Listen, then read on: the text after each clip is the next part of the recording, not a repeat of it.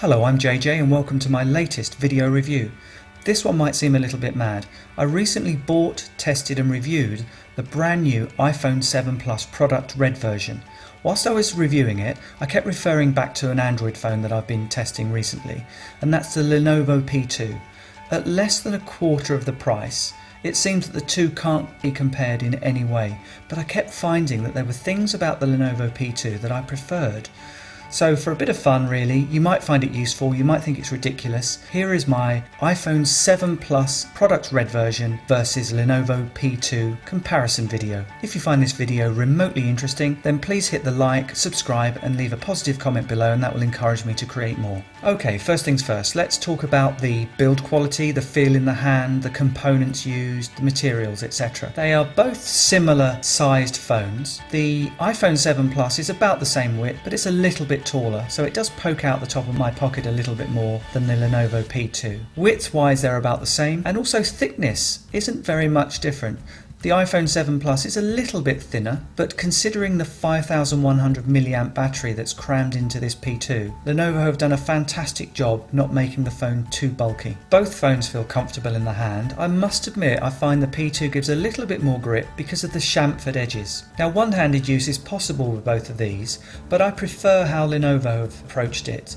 You can shrink the whole screen down and continue using it as if it's a much smaller phone with one hand. Width-wise, I can fairly comfortably reach across to the far side. This does seem a little bit easier to hold in one hand than the iPhone 7 Plus, probably due to those slightly wider bezels. Apple's approach to one-handed use is the double tap on the home button, brings the top part of the screen down, but that doesn't really help with reaching across to a diagonal. The iPhone 7 Plus comes with stereo speakers which get nicely loud. They offer a little bit of direction that the Lenovo P2 doesn't offer with its single downward firing speaker.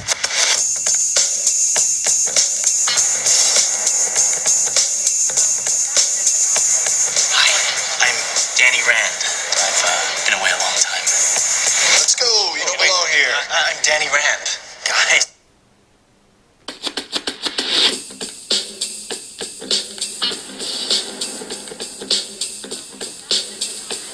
Hi, I'm Danny Rand. I've been away a long time. Let's go. You don't belong here. I'm Danny Rand. Loudness terms, there isn't a great deal between the two. I would say the Lenovo P2 offers a little bit more bass, whereas the iPhone 7 Plus offers a little bit more clarity. A major strong point for the iPhone 7 Plus is the camera quality.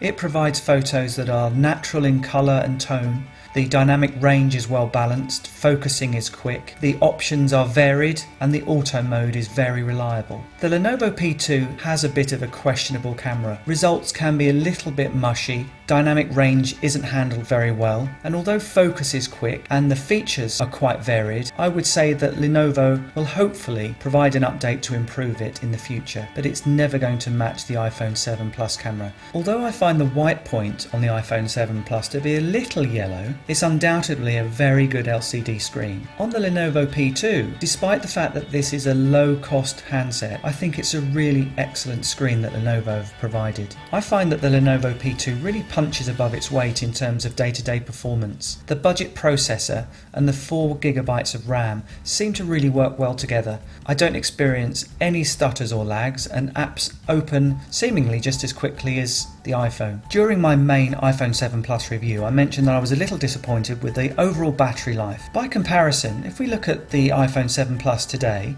this was taken off the charger 100% at 8 o'clock this morning. It's now 20 past 12, and incidentally it's Tuesday the 28th of March. Now with a similar brightness level on both phones, with all services enabled such as location services, Wi-Fi, etc., the iPhone 7 Plus has now got down to 33% remaining after 1.8 hours of screen on time and lock screen time. Now by comparison, the Lenovo P2, which is a renowned battery beast, but in my opinion not just a one-trick pony, it's also really good in other areas too, is down to a similar percentage level of 35%, but it's had 8 hours 32 minutes of screen on time. The last full charge was on the 25th of March. Now, I'm not expecting the iPhone to match the Lenovo P2. I don't know what the problem is, and for me it isn't acceptable with a handset that's 4 times the price of the Lenovo. These phones both offer a similar form factor, a really lovely 5.5-inch screen, 1080p. The phones both have a nice premium feeling metal back design. Each of them have got certain attributes that set them aside from the other. So firstly, with the iPhone, I definitely feel that it wins out when it comes to the build quality, but is a larger device. The screen to body ratio is not quite as good as the P2, so it's taller and a little bit harder to grip. It definitely has a more premium look and feel to it though, so if that's important to you, then the iPhone 7 Plus is the way to go. The camera quality on the iPhone 7 Plus is vastly superior to the one found on the P2. Even if the P2 gets a software update to correct some of the issues, it's never going to compete. So if taking really good quality photos on your phone is important to you, then the P2 is not the phone for you. The stereo speakers on the iPhone 7 Plus are clearer and as loud as the single speaker on the P2. The P2 does have a little bit more bass to it. The P2 lacks the water and dust proofing that comes with the iPhone 7 Plus. I don't know whether it's important enough on its own to justify the price though. Choosing which screen is better is quite difficult here, and it is quite subjective.